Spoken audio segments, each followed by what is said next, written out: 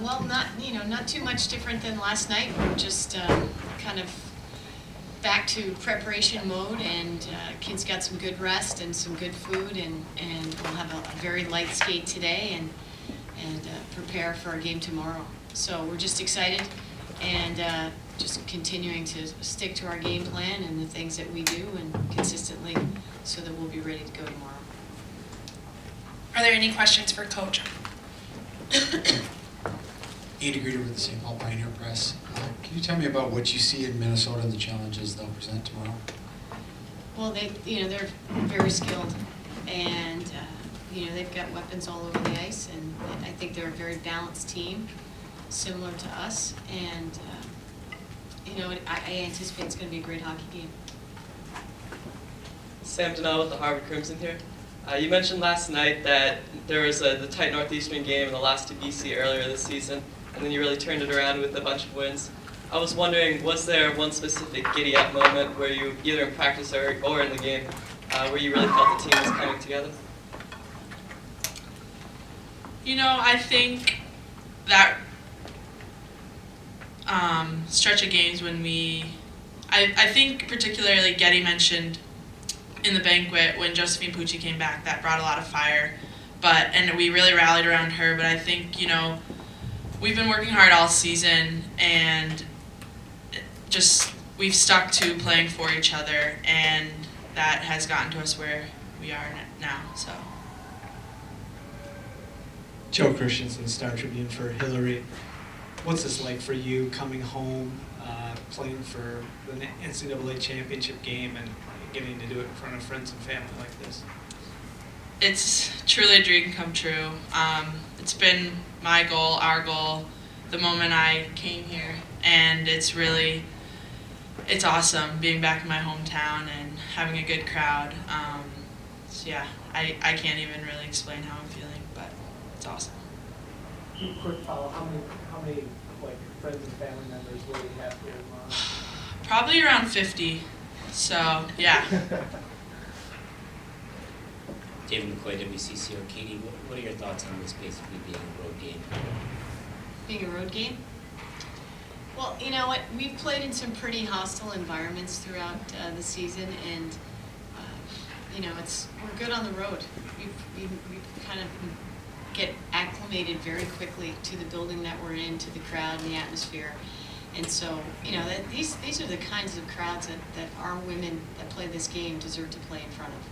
And so when we talk about that a lot, that the bigger the crowd, the better it is. And so we'll embrace it and try to make some noise of our own. Katie, as the Olympic coach, I know you have so many tough decisions. Can you talk about how, with Hannah Brandt, how tough that one was for you, and if you've been able to see, there's a lot of talk about how she's gotten a little faster this year and such, just where she is now compared to at that camp. Well, yeah, I mean, that was the toughest part of the job, honestly, to make some of those difficult decisions, and Hannah is a fantastic individual, and that makes it even harder because she is very much a team player. And at that point, we had a pretty seasoned roster for the most part. There were very few young players on that team, and her skating has improved dramatically. And just she's polished her game, and she's always been a threat with the puck, but she really has become much more threatening off the puck. And so, I mean, it's awesome to see, and she has an incredibly bright future. One way to view this game is maybe as a bit of a regional clash with the Northeast on one side, the Midwest on the other. In what ways do you think those two areas have different hockey cultures, and how will that manifest itself on the ice?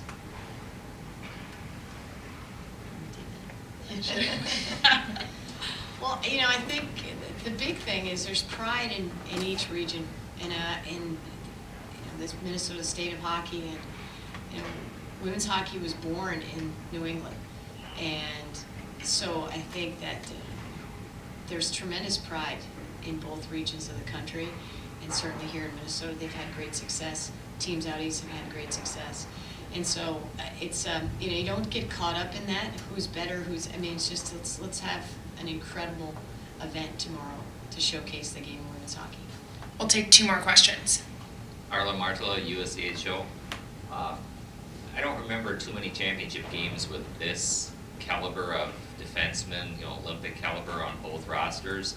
Do you think if it's tied late, we might be here a while and it's going to be pretty tough to score? I don't know. It's interesting that you say that because in 2003, in that epic game in Duluth, there were some incredible hockey players on the ice, and they were forwards. The best players were the forwards. And here now, the game has developed to a point where we've got some great defensemen as well. And it's just awesome to see. And then the other piece of it is everyone has a fantastic goaltender. And that wasn't the case back in the early 2000s.